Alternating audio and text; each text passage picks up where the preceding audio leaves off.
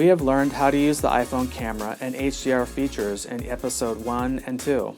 Let's talk about compositions that help your iPhone photos look more professional. Rule of thirds. If you already have this in mind when you take a picture, you're good to go. If not, turning on the grids will help you follow the rule of thirds for a good composition.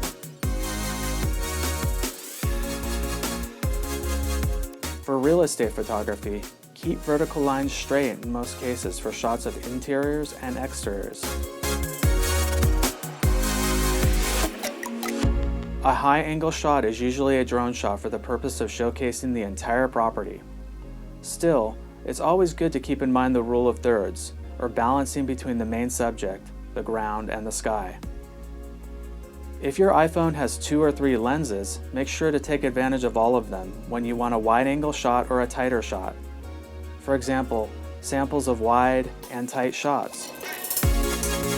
The last video in this iPhone series will be about making a walkthrough video using a gimbal. Thank you for watching.